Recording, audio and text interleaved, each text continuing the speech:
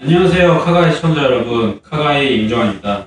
안녕하세요, 카가이 시청자 여러분. 저는 김태현 기자입니다.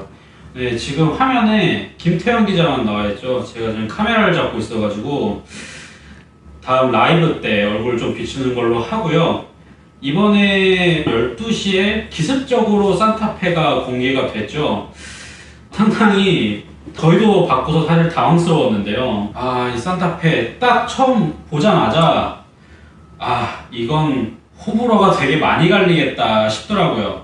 김태현 에디터는 어떻게 봤어요? 저도 이거를 어제 좀 졸린 상태에서 봤는데 처음에는 이게 사진이 왔는데 이게 렌더링 사진을 보냈는데 이게 뭔가 디자인이 내가 기대했던 느낌과는 조금 다르다라는 생각이 좀 컸고요. 생각보다 각진 박스형 느낌보다는 조금 근육질의 느낌이 좀 부각이 됐더라고요. 네, 그렇죠. 저도 처음에 이제 예상도 나오고 올 때는 갤로퍼가 부활하는구나 이렇게 생각을 하고 있었어요. 근데 막상 딱 까보니까 이거는 지금 많은 사람들이 얘기하고 있지만 갑자기 갤로퍼를 약간 끼얹은 디스커버리가 나온 거예요.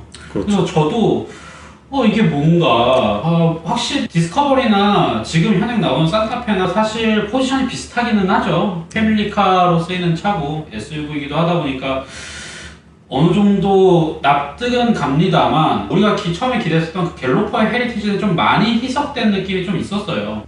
첫인상은 여기까지만 얘기하는 걸로 하고 전면 봤을 때 김태현 에디터는 어땠어요? 일단 가장 크게 도드라지는 거는 H자 DRL이 적용이 된 거죠. 전면에 DRL 뿐만 아니라 범퍼나 후면에도 H 패턴이 많이 적용이 되었는데 한편으로는 독창적이다라는 생각이 들고 한편으로는 벤츠가 보여줬던 그 삼각별 패턴 있잖아요. 약간 그런 식으로 조금 브랜드에 대한 애정이 느껴진다고나 할까요? 그런 느낌을 좀 받긴 했습니다. 사실 이번 벤츠 E클래스가 삼각별을 어마무시하게 달고 나왔죠. 그래서 저도 그게 연상이 좀 되긴 하는데 사실 벤츠는 이제 나 벤츠야 라고 과시를 하려고 하는 그런 느낌이 좀 있었고 현대는 뭔가 과시하게는 대중차 브랜드와 프리미엄 브랜드는 명백히 다른 부분이 있기 때문에 대중차 브랜드에서 이 정도까지 하는 거는 사실 흔한 일은 아니거든요. 사실 프랑스 브랜드 같은 경우는 종종 하는 그런 디자인 언어긴 한데 현대차가 이런 식으로 적용을 한 거는 약간 조금 이례적으로 보이긴 합니다. 또 일부 사람들은 또 이렇게 얘기도 하더라고요. 저 H 로고가 아닌 현대 로고랑 좀 다르잖아요. 그렇죠. 그러다 보니까 한솥 로고랑 더 닮았다. 이런 그런 얘기도 좀 있고. 많더라고요. 네, 그런 식으로 조금 뭔가를 닮은 것 같다라는 의견이 상당히 많이 나오고 있습니다. 그래서 사실 이 일자로 이어진 램프가 심리스 호라이즌이라고 해서 지금 코나, 소나타, 그리고 그랜저에 적용이 되었죠. 근데 이제 심리스 호라이즌과는 약간 조금 다른 식으로 일자 램프가 적용이 되었고요. 그 H 램프 사이사이에 상향등과 하향등 프로젝션이 각각 들어가 있는 것으로 보이고 있습니다. 그리고 램프 얘기는 이 정도로 하고요. 범퍼에도 이렇게 H 패턴이 적용이 되어서 약간 그 아이오닉 7 컨셉트카처럼 보여요. 아이오닉 7의 컨셉트를 조금은 가져오지 않았나라는 생각을 하고 있고요. 우리 김태현 에디터가 그 예상도를 되게 잘 그리거든요. 그리고 생각보다 정확도가 높아요. 그래서 이것도 다음에 컨텐츠로 영상을 좀 진행을 해보는 걸로 하고 일단은 그 아이오닉 7과 컨셉과 약간 비슷한 부분이 있다는 말씀이신 거죠? 그렇죠. 갤로퍼와 유사한 부분도 있지만 제가 봤을 때는 아이오닉 7의 디자인 요소가 조금 더 많이 반영이 된 것이 아닐까라는 생각을 하고 있고요. 아이오닉 7 같은 경우는 제가 조만간 예상도로 한번 찾아뵙는 컨텐츠를 만들어 보도록 하겠습니다. 현대차 내부에서도 심리스 호라이즌에 대한 의견이 상당히 많이 갈렸다고 해요. 대중적인 반응이 호불호가 많이 갈렸던 것도 있지만 어쨌든 이제 현대차 분들도 결국 사람이기 때문에 호불호가 좀 많이 갈리셨다고 하는데 그런 것 때문에 이런 식으로 약간 좀 방향을 튼 것인지 그거에 대해서는 정확히는 알 수 없지만 새로운 아이덴티티로 이 H 패턴을 하려고 하는 것으로 보입니다. 이번에 공개된 이 산타페의 전 모델이죠. 그 산타페보다는 조금 더 보편적이고 많은 사람들이 호감을 가질 수 있는 디자인인 것 같기는 해요. 기존에 있던 산타페 TM 4세대죠. 4세대의 페이스리프트가 그릴과 헤드램프를 통합을 하면서 리그 오브 레전드에 있는 캐릭터 매기를 닮은 캐릭터인데 그거를 닮았다라는 의견도 많았고, 그리고 그 T자형 주간주행 등이 염소 눈 같다, 호불호가 굉장히 많이 갈려서 실제로도 판매량에 긍정적인 영향을 미치지 못했죠. 부정적인 평가와 함께. 그거에 비하면 신형 산타페는 일단 딱 봤을 때는 굉장히 대중적이고 보편적인 인상의 산타페라는 이름이 아니라면 이거는 약간 폭스바겐이나 이런 브랜드에서도 볼 수 있었던 그런 이미지와 조금 가깝다고 생각이 들거든요. 전면부는 이 정도에서 정리를 하는 걸 하고 측면부를 한번 보도록 하죠. 이거는 살짝 오른쪽 위에서 본 것 같죠. 저는 딱 처음 봤을 때 이거 약간 레인지로버의 느낌이 좀 강하게 난다. 저 천장도 그렇고 기존 레인지로버의 디자인 요소들이 조금은 느껴지는 것 같아요. 각진 형태를 가지고 그 디자인을 기반으로 보니 레인지로버가 연상될 수밖에 없는 거는 어쩔 수 없는 부분인 것 같습니다. 그 레인지로버의 디자인 요소를 보시면요, 크게 눈에 띄는 디테일보다는 큼직큼직한 그런 요소들이 레인지로버의 디테일을 완성을 하고 있는데, 플로팅 루프 같은 경우 이 A필러와 C필러, D필러, B필러 모두 다 블랙 하이그로시로 처리를 하면서 천장이 떠 보이는 듯한 인상을 주게 됐는데요. 가장 눈에 띄는 부분은 저는 오버핸다라고 생각을 하는데요. 각진 형태의 오버핸다가 적용이 되었고요. 안에는 이제 검정색으로 처리가 됐는데 차체색으로 된 부분은 각져 있는데 바퀴랑 가까워져 있는 부분은 둥글게 많았어요. 근데 이게 지금 실제로 나오면은 저 부분이 상당히 이상하게 느껴질 거라고 생각이 되거든요. 네, 일단은 그래픽 렌더링 상으로는 이 부분이 무광으로 적용이 된다면 굉장히 좀 이질적으로 보일 수도 있다는 생각이 들고요. 그리고 이 휀다가 문 안쪽까지 침범을 하면서 조금 더 과격한 느낌으로 디자인이 되었는데, 바디 자체는 약간 상자 같은 디자인이지만 휀다 자체가 튀어나오게 디자인이 되면서 오프로더에서 볼 수 있는 그런 디자인 감성이죠. 그래서 앞서 공개됐던 렉서스 GX나 그런 랭글러 같은 차들, 그런 차들이 이제 오버핸드가 좀 강조된 부분이 있는데 그 차들만큼은 아니지만 조금씩 볼륨감을 좀 더 살려주는 형태로 그런 식으로 디자인이 된 것 같습니다. 이 클래딩이라는 부분이 험지를 달리는 차들이 차체면을 훼손시키지 않고 이 부분만 교환을 하면서 탈 수 있도록 그렇게 시작이 된 디자인 요소인데, 최근 같은 경우는 SUV들의 인기가 높아지면서 도심형 SUV들이 상당히 많아졌죠. 전기차 같은 경우는 배터리 때문에 CUV, SUV 형태를 많이 띠게 되는데 EV6나 아이오닉 5만 봐도 이쪽 바디 클래딩을 실버로 도장을 하고 하이그로시로 처리하는 사례가 종종 있었죠. 그리고 산타페 같은 경우는 구매하시는 분들이 험지를 아예 안 다니지 않는 경우가 좀 있기 때문에 이쪽까지 블랙 하이그로시로 적용이 되면은 추후에 훼손의 여지가 좀 크지 않을까라는 생각이 들고 있습니다. 후면으로 넘어가도록 하겠습니다. 이번 사진은 코퍼 컬러가 적용된 차량이고요. 코퍼 컬러인데 무광이 적용되어서 조금 더 독특한 이미지를 내고 있습니다. 크게 가지는 디자인 특징은 후면이 똑 잘려있는 듯한 느낌을 준다는 거예요.